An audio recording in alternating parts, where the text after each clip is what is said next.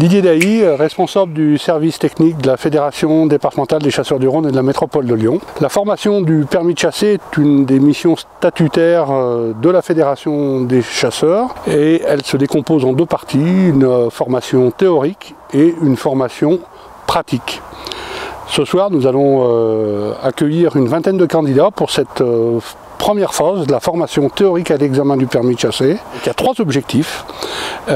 Premièrement, mettre en condition les candidats d'apprentissage pour le futur examen du permis de chasser qu'ils devront passer dans quelques temps. Leur donner tous les éléments, tous les outils à leur disposition pour essayer de se préparer au mieux à cet examen d'État, en leur facilitant la tâche en ce qui concerne les outils, en leur donnant les moyens de se préparer efficacement, tant en théorie qu'en pratique. Le deuxième objectif de cette soirée de formation théorique du permis de chasser est de donner aux candidats les éléments minimum nécessaire en ce qui concerne les armes de chasse, sachant qu'ils devront parfaire leurs connaissances au moment de la formation pratique à l'examen du permis de chasser. Mais ce soir, on leur donne les éléments pour bien se préparer à cette formation pratique, maîtriser le langage, par exemple, des différentes pièces qui composent une arme de chasse qu'ils devront maîtriser. Et puis le troisième objectif de la soirée, c'est effectivement de leur montrer des questions théoriques d'examen auxquelles ils devront répondre. Ils auront 10 questions théoriques, dont une question éliminatoire sur des aspects relatifs à la sécurité à la chasse.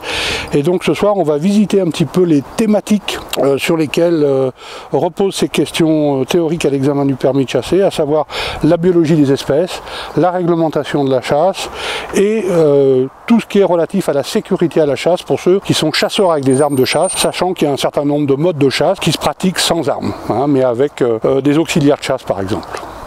Je m'appelle Sabrina, je passe le permis de chasse car j'accompagne mon conjoint depuis plus de 2 ans. Lui est traqueur, je l'accompagne dans toutes les traques. Aussi, c'est vrai que d'accompagner, on s'intéresse et on a envie de participer aussi, quoi. Donc j'ai décidé de m'inscrire à cette session qui s'est très bien déroulée, qui était très complète, en plus de ce qu'on a pu nous fournir comme matériel, dont le livre. Je m'appelle Philippe, je me suis inscrit au permis de chasser parce que je voulais en savoir plus, ce qu'on entend sur la nature, etc. J'ai l'impression qu'il y a beaucoup de gens qui racontent beaucoup de bêtises. Et la session m'a beaucoup plu, c'était très intéressant, très riche, on a pu poser des questions et donc voilà, je me sens prêt.